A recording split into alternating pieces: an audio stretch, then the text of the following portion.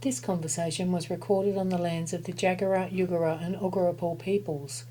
You're listening to Held, a series of slow, honest conversations with women about the things that shape us, the stories we carry, and what it means to be seen, heard and held. Amanda, Katrina. welcome to Held. Thank you. It gives me absolute great pleasure today to turn the tables on you. I was your very first interview for Held, and today I get to interview you on your own show for the very first time. You're right on. I'm a bit excited. You are? I am. You should be. Not as excited as I am. I've got some juicy questions for you. Because I know what it feels like to be over there, and the surprise in the questions was delightful. And I hope that I can surprise and delight you today. Oh, I have no doubt. No doubt. I think it's the pause. It was the pause from everyone that made it quite special. It is very thoughtful. So I've thrown in questions here that you would never have heard before. Oh, Because we need the element of surprise. Sure. But let me start, Amanda, by asking you, who are you? Yeah, fuck, that's a good question, hey. Yes. I am a continually spiralling evolution. I think my purpose in life is to understand myself and how I fit into the world. Who am I? Just some chick. Yeah, that's it. I'm just another person. I am as unique as everybody else. That's What it. do you think makes you unique? Well, it's me. I'm the only one in the world that will experience life the way I'm experiencing it. Through what lens do you feel like you're experiencing life?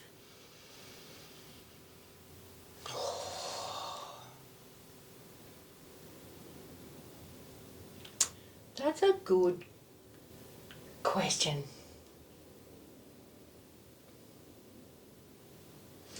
I could take it down a lot of roads too. Right now, what lens are you experiencing life through? I would say the lens I'm currently experiencing are my rose-coloured glasses. I have been a hard woman. I've been a strong woman. I'm a bit of a loner. Lately I've been fortunate enough to experience life for myself again. And I don't know, as I get older, I'm just a lot softer these days, a lot kinder to myself. Nice. What does it feel like for you to be kinder to yourself? It feels like I am mothering myself. Nurturing. Yeah, it's lovely. Connected to something bigger than me. How's that different to the way you treated yourself earlier as a woman in life?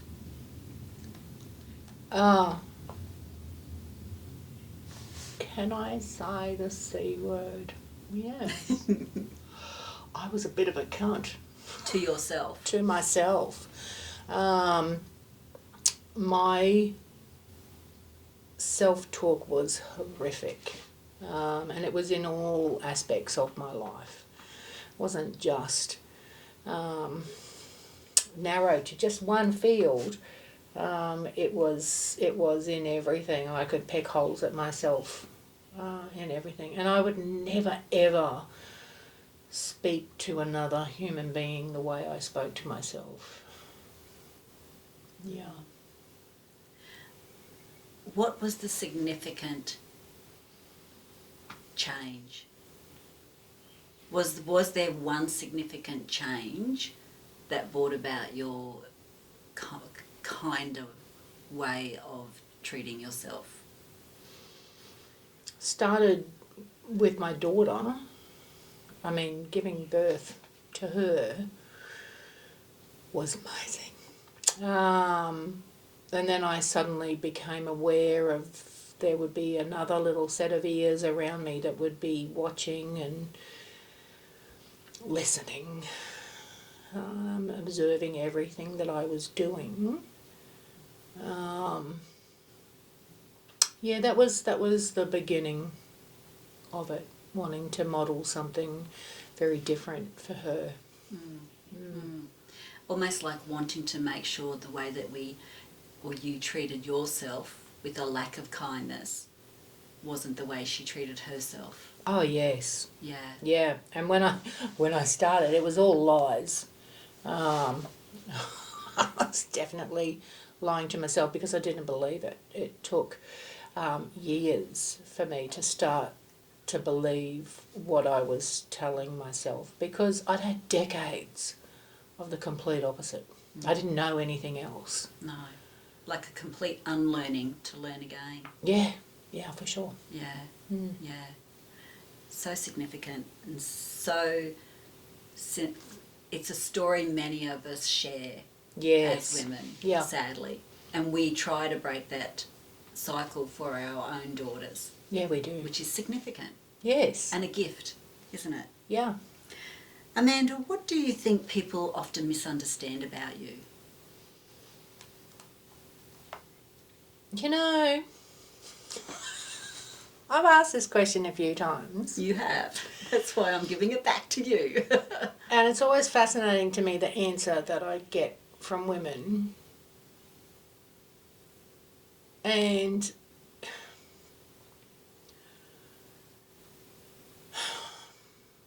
I have no idea what other people understand about me, what other people misunderstand about me.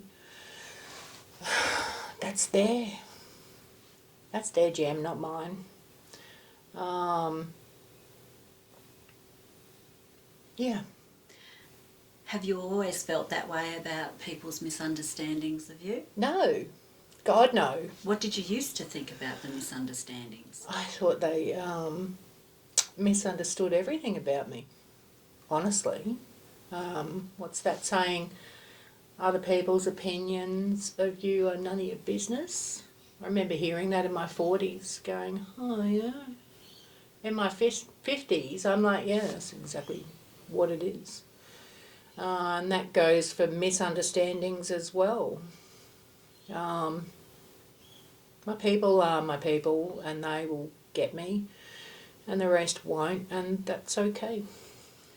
It almost sounds like there's a level of self-acceptance in that. Yes, that's been quite recent. Yeah. Which you know. Yeah.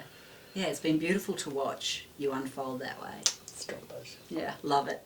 All right, so you spend so much of your time helping other women to be seen in your work in photography, even in through these interviews in Held. When you hold the same lens to yourself, what do you see now that maybe you couldn't have seen 5 years ago?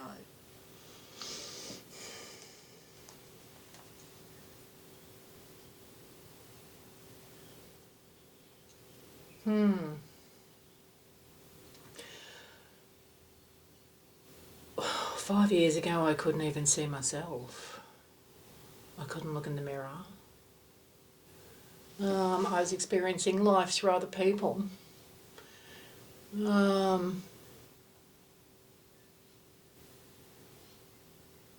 I see a pretty well-rounded, awesome broad. quite honestly. Yeah, and I don't often see it in the mirror, but I will often see it reflected in how other women look at me. A different kind of mirror. Yeah, and how people experience me. So these days I'm looking at innards more than outards. How do you think people now experience you?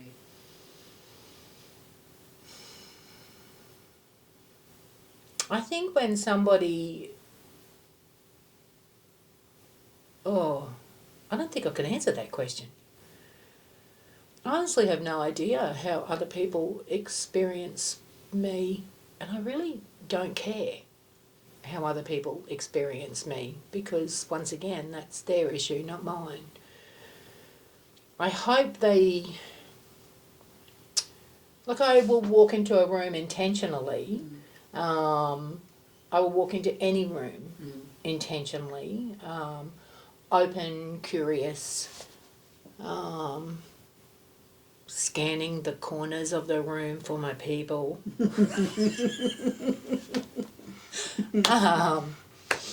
And yeah, I think that's all I want to say about that. So it's more like you showing up as yourself and authentic as you are, and that's enough. Yes, that is enough. It certainly is.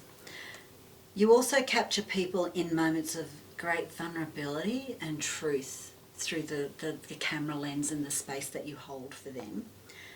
What's a moment where you've surprised yourself with your own vulnerability?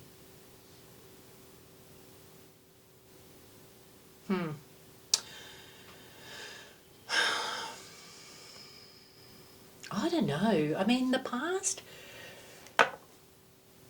2 and a bit years in particular have been a complete surprise to myself. With vulnerabilities, I think there's been so many of them. I had no idea I could be that vulnerable and still feel... Well, no, actually, to be that vulnerable and feel stronger than I've ever felt in my life. Wow, that's powerful. I couldn't pinpoint that down to one particular moment. But I do understand the difference between vulnerability and transparency. Tell me about that. Well, you know Brene. I love Brene. I love Brene. You know, Brene's my she's just shining light. She's me, but just way more articulate. Yeah. And smart and clever. So she talked about I thought I was pretty vulnerable my whole life, especially my life as a photographer, but I wasn't. I was just transparent. There was no way I would be vulnerable in front of people, because everybody had taken the piss out of me in the past whenever I was vulnerable. So that was another wall that just went up. But over the past couple of years, rediscovering who I am, vulnerability really is where it's at. So what does vulnerability look like in your world?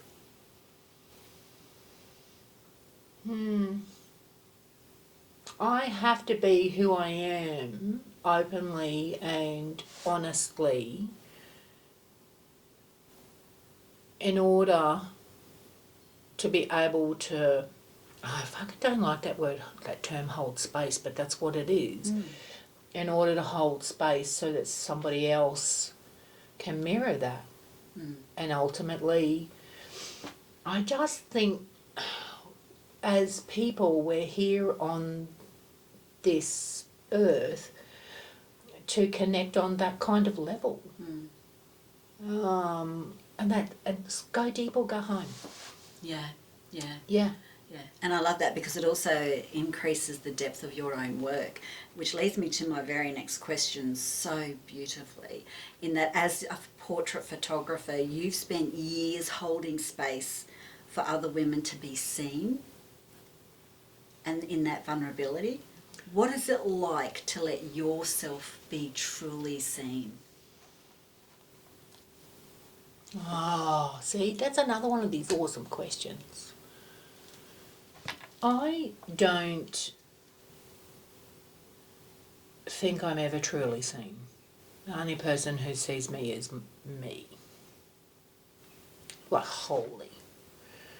I think there are parts of me, different parts of me, that interact with the world in different situations. And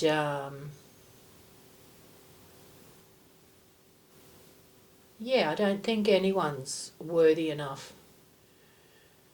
Oh, that sounds a bit elitist, and it's not an elitist thing. I don't think. No, it is worthy. I don't think anybody is worthy enough to get all of me. That is a special thing that's reserved just for me and my connection to whoever or whatever it is I believe in. What does having that thing you hold most sacred about yourself for yourself, what does that give you? Peace. Peace in what? Myself. Why is that important? Because if I'm not calm and centred, I cannot interact with the world. And I need to interact with the world. We're a society of people. And I'm not at a stage in my life where I can go and have my tiny house on a big block of land. It's coming. That's far, far away from everybody, that I have an arts practice and magical internet. And it's self-sufficient. Yeah. Yeah. Yeah. I think it's so important that we hold sacred space for self. Yes. And you are right, there's a worthiness. Not everybody is worthy of witnessing that. No. Or being shared in that part of you. Yeah.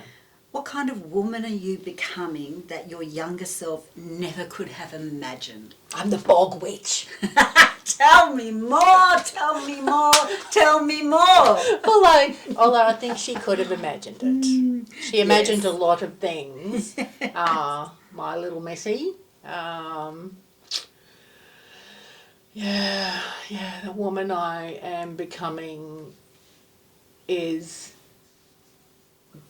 deeply connected to self, to the gods, to the earth. How is that? You kind of had said you had glimpses of that when you were your much younger self. How did you know that it was always there? I think it just always was. I'd forgotten about it. I mean, I remember being a kid, and that kind of magic was always there for as long as I can remember. And then life comes and we get distracted. Yeah. And then everything parts again and you get to go back. It's almost like creating the space to be at one with the true self. We lose that space somewhere along the way. Yeah, that's the roles. Yeah, as a woman. Yeah. What happened? What? All of the things that happen to every woman. We're told who to be. We choose who to be as well. So some roles are placed on us, some roles we take on ourselves. And I was late to the party with motherhood. I was very happy to have had selfish 20s and early 30s, and then when motherhood came along, I was at a time when I was happy to put someone else's needs before my own, and I'm very glad that everything happened the way it did. Yeah. How else did motherhood change you?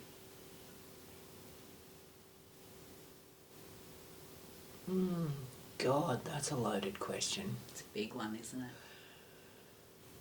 I cried for 6 months. And they were happy tears. I cried at the drop of a hat for 6 months after I gave birth. And I think it's because I had been so tough and such a loner. I was always too something for everyone else. I was too much. And then when my daughter was born, oh wow, my whole life just seemed to make sense. I was here to give birth to her. Yeah. A completely new sense of purpose and meaning. Yeah. Yeah, motherhood is awesome because it was a long road to get to motherhood. The pathway is not as straight for many women, many parents. Yeah. We could talk all day about the impact of motherhood and how it shows up for us in our world. I'm wondering, what other events in your life or things do you think really changed who you are at your core? Well, there's marriage. Getting married. And then getting divorced. Mm-hmm. They're like the yin and the yang of it all. Yeah. How did getting married change you as a woman? Oh. Well, there's a lot of that I won't discuss in public.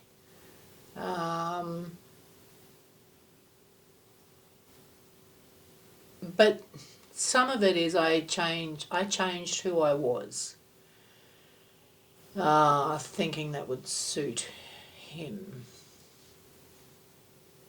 That whole accommodating. Yes. Yeah. Even down to what I liked. So he never asked me to do that. So there was none of that. I just thought that was something I was supposed to do. And so when it came time for us to part ways, the past few years have been amazing because I'm getting to ask the questions again. Do I like that, or is that something I'm told I should like, or is that something I thought I should like? Do I really like it? It's been excellent. It's like a breaking free from roles. Yeah. Being a woman, what kind of roles have you taken on that perhaps you may not have chosen if you didn't think it would be what was expected?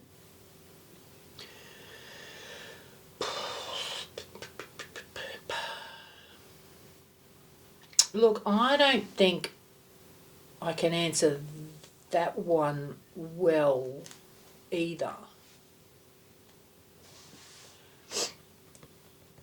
Because there's not a single role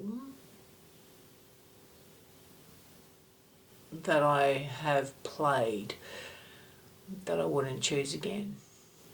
Because that brings us here. And I wouldn't want to be anywhere else. No. So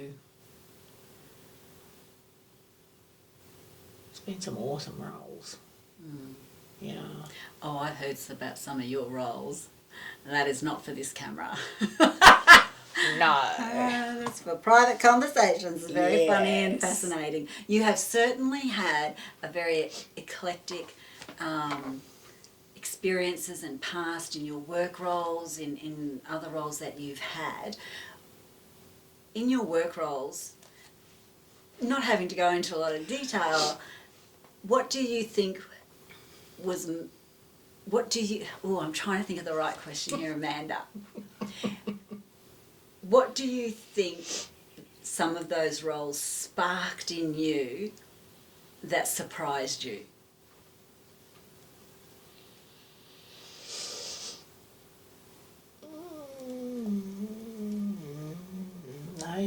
Some of my roles spark some very interesting things. Some very interesting things.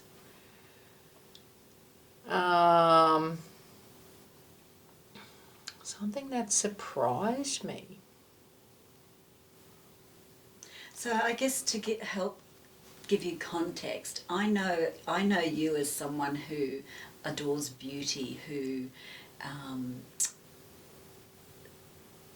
is ignited by creativity, but you also have this other side of you that thrives in a sense of certainty and organisation.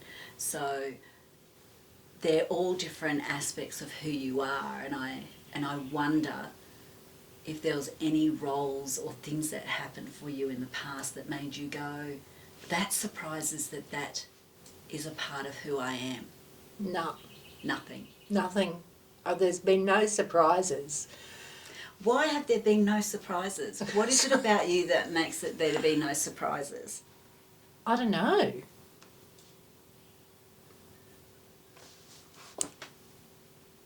Like, I've always been working towards the same thing. What's that? Figuring out who the fuck I am. Which brings, so this curiosity of creativity that you have sounds like it's been a very trusted companion in your life. Yeah. I don't mean to sound like an egomaniac, but certainly coming not at all. across like that. No. But yeah, it's always been trying to figure out who I am and where I fit, and if I fit at all. So yeah, there's always been an aspect of beauty and curiosity and order. I find order very beautiful. I've always been dramatic, but I put aside that drama for a little while. But I'm stepping back into my drama. Mm. Yeah. Tell me a bit more about the drama you're stepping back into. She's just a delight. It's my emerging crone. She's fan-fucking-tastic. I love her. I think she's a lot like my granny. I used to love going to my grandmother's house, and she's very superficial, my grandmother. She had those Hollywood mirrors. You know, the ones we buy from the stick-on globes we buy from Amazon and that these days. Like the makeup mirrors? Yeah, she had the real ones. And it was in this corner, and she'd have all her jewels out here and her little potions over here, and it was just this piece of magic that I would walk in and stand in front of just to look at every time we went to Gigi's place. And I think she's having a great influence over who I am. As you step into crone. Yeah. Yeah. And it's wonderful. And there's no judgment from anybody else that I have to put up with. I'm not being torn down. We live in a home where we can celebrate things and not have to feel bad for someone else. We can have out our feminine stuff without having the piss taken out of us. Femininity. Yeah, What's been your relationship with femininity? Far out. I have been taught my whole life that femininity is weak. needs to be hidden. If you want to be taken seriously in the world, you've got to stand up and act like a man. Enunciate your words, Amanda. Fucking Jesus. So it's only recently that I've discovered that femininity is actually a greater strength than anything I've ever known. There's it's interesting that you've gone most of your life feeling like femininity, like you're divine, who you are, is a weakness. Yep. But now you're stepping into femininity is a strength. What makes it a strength for you?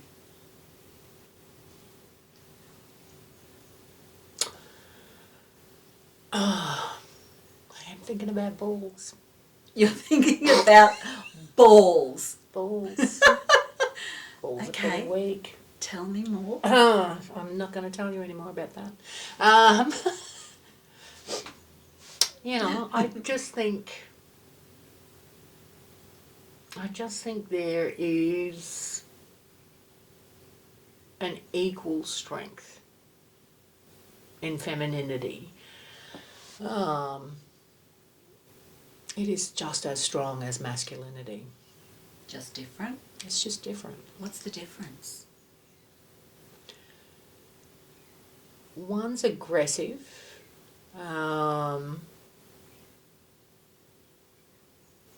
Singular.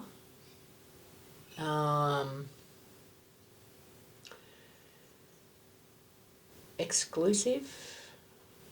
And the other one's inclusive, community. Can be aggressive. Can be quite powerful. But can be very peaceful. And I think we need both in the world. Do you think that young women today value femininity?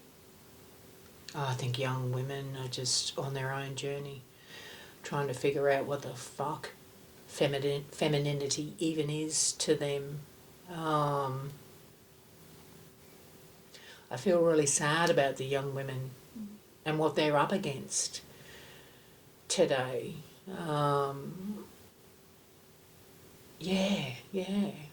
Because it's coming at them from everywhere. Now we've got these phones in our pockets. Everyone else's opinions are with you all the time.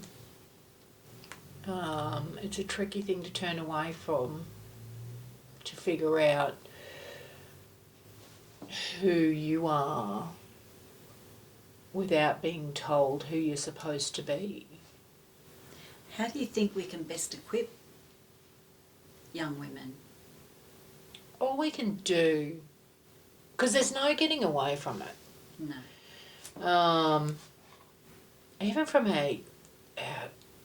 our lilies that we're just bringing up, there's no getting away from it. It's everywhere. So all we can do is maintain our personal bonds, bolster them up, surround them in love, accept them for who they are, let them explore who they want to be, and hold a space for them to come back to when the world becomes too much. Somewhere where they know they belong and they will be accepted just as they are, no matter what. It's a little like you stepping into your crone and finding your connection to self and, as you said, God and all the things for yourself.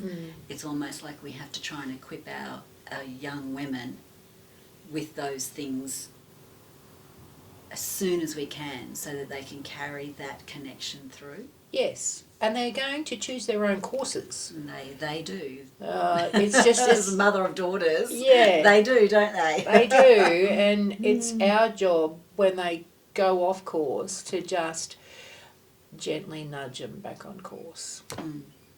You can only gently nudge because they can make choices for themselves. That's right. It's like the old head on young shoulders. It's just... Oh, yeah.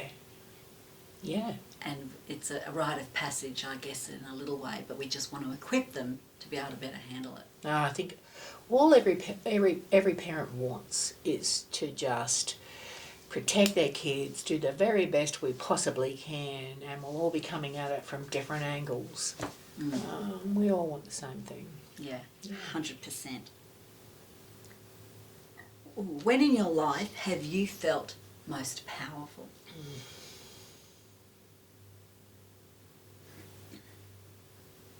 The day I signed the divorce papers. Yeah. Yeah, that was something I chose. Yeah. And it was for you? It was for me. Yeah. Was it just for you? No. Mainly for me. Well done. And what do you feel like you have carried longer than you should have? Fucking hell. And this is why the tables are turned. Yes. Carried for longer. Than you should have. Other people's opinions of me. Yep.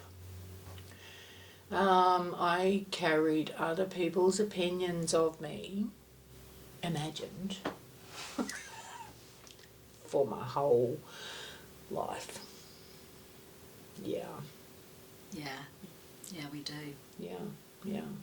We think we see ourselves through other people's eyes as well. Yeah. And we make some stories up. Oh, I am a consummate storyteller. I tell myself some fabulous stories. Fabulous. They're not very kind. They're kinder now. Much better now, which Yeah. is awesome. Yeah. So tell me, what truth are you learning to say out loud? My truth. Whatever that may be at the time, I'm learning to say it out loud. Fucked it up for a few years. Got to be honest there. I think That's life without a few fuck-ups. you know, whatever. We learn, we grow. For a few years there, I was pretty fucking angry. And so my truth came out as pretty fucking angry. Yeah, I was a bit aggressive. I will always be aggressive with old white guys, though, let me be clear. That will never, ever change. So what do you choose to stay quiet about?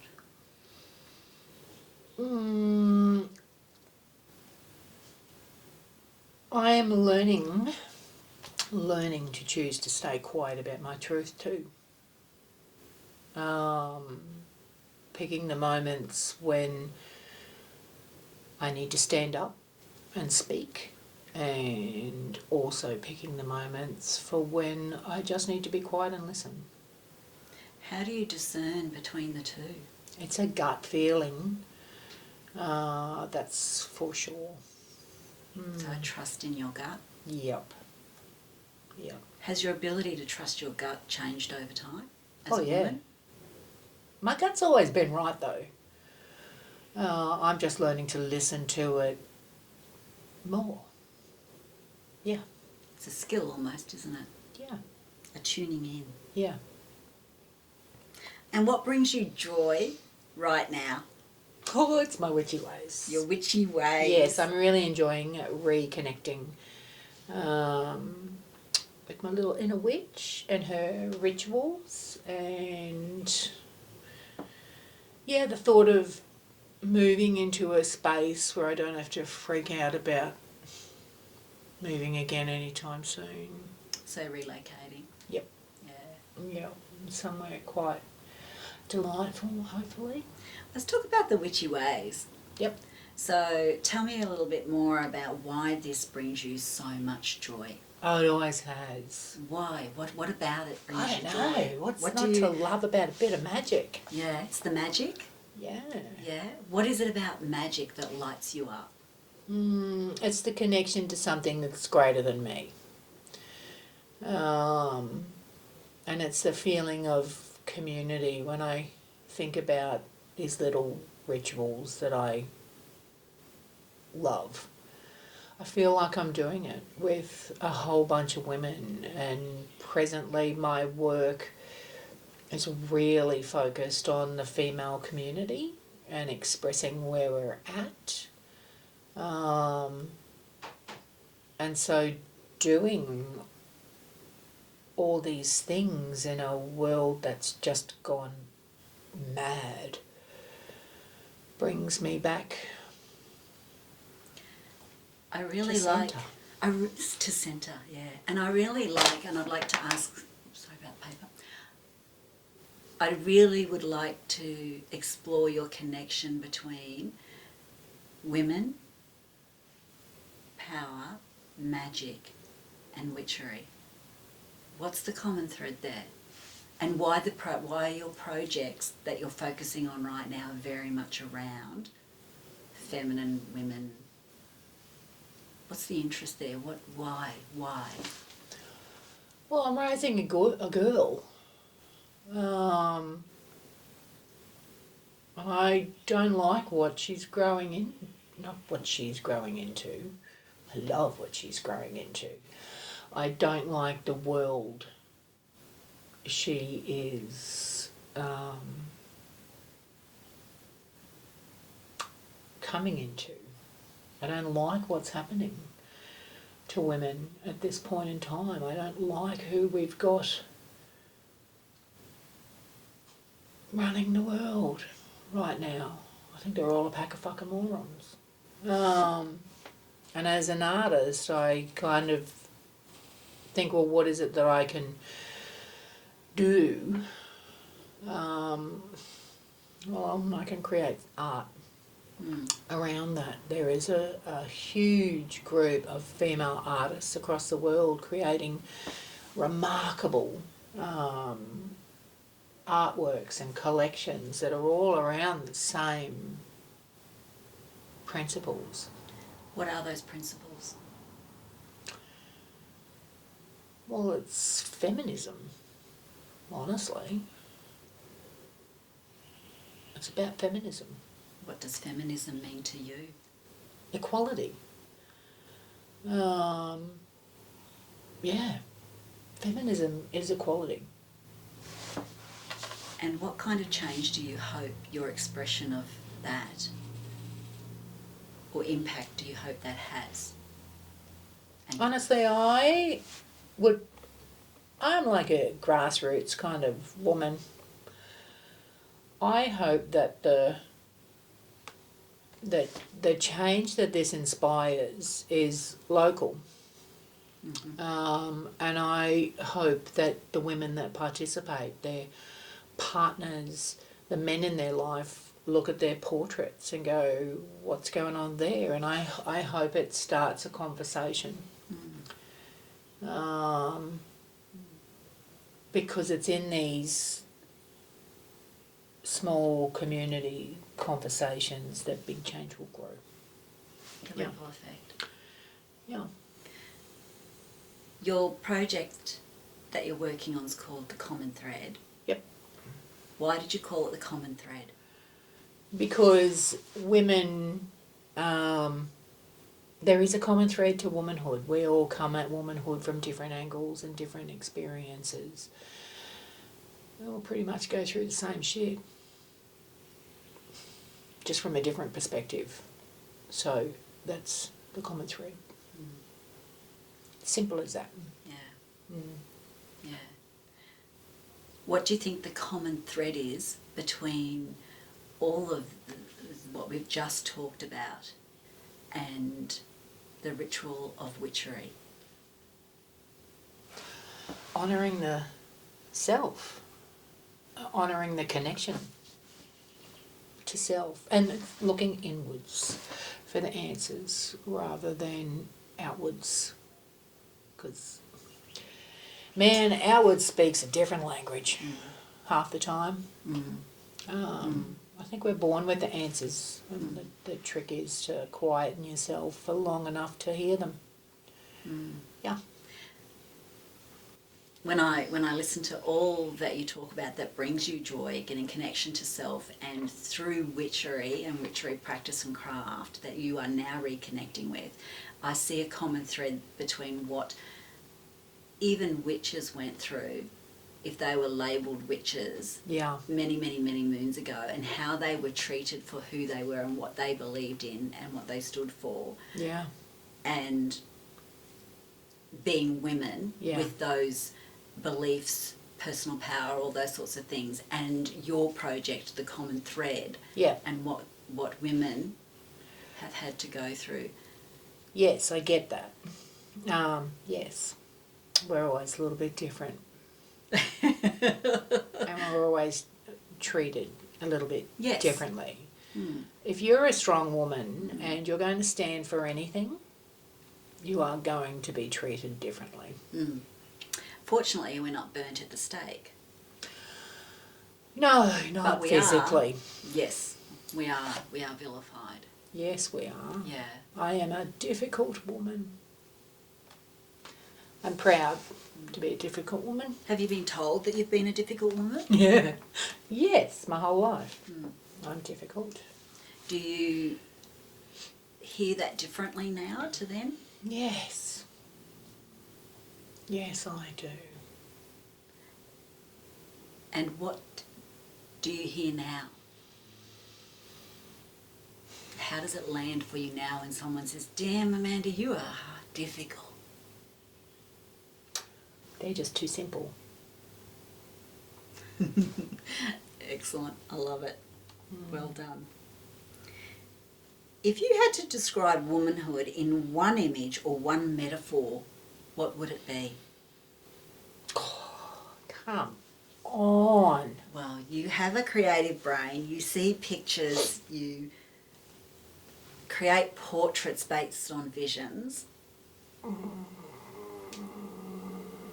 What do you see? Womanhood is far too complex to reduce to one single image. Boom! Mic drop. It just is. It's the best.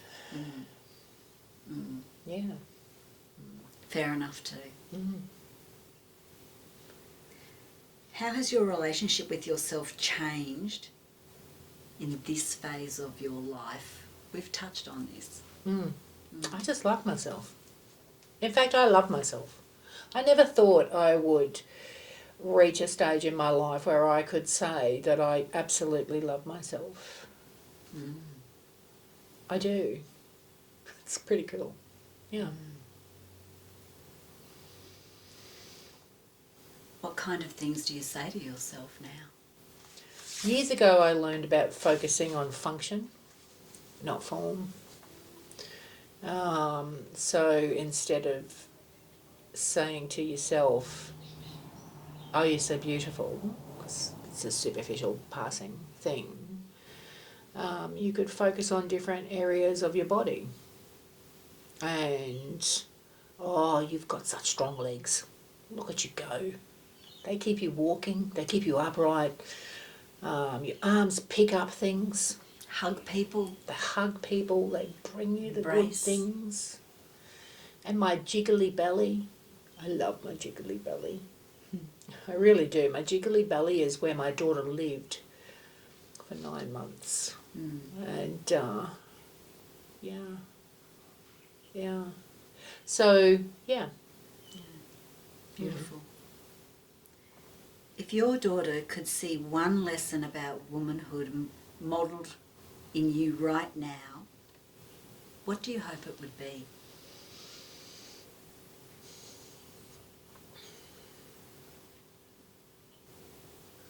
Wow. I don't know that I could break that down to one. There's a lot I want her to learn. A lot of it she already knows.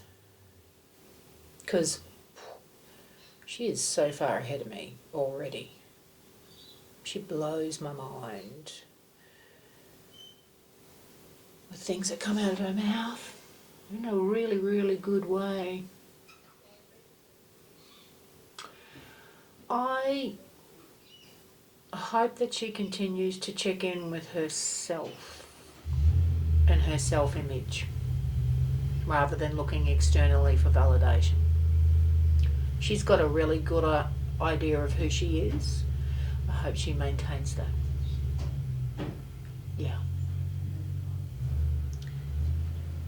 And it sounds like you are modelling that with where you're at in your own life right now and the way you feel about yourself. Look, I do not have it figured out. I don't know that anybody actually has it figured out. No.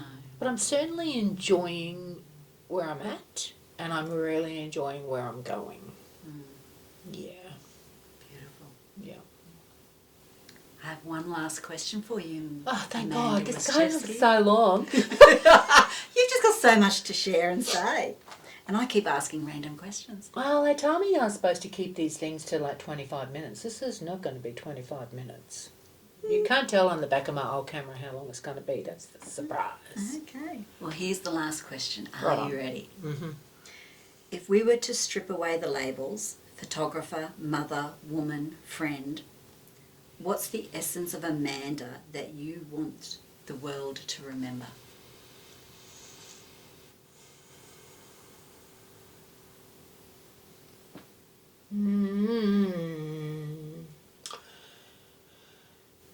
Oh.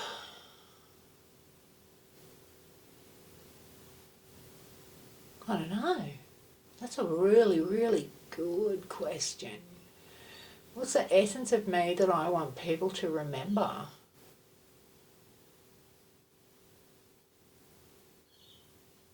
I don't know that I do want them to remember. Well, besides my work. What do you want them to remember about your work? That I gave a shit That you gave a shit about what? who they are. I gave a shit about the people in front of my camera. I gave a shit about how I do business. I have ethics, principles. I give a shit. As far as other people are concerned,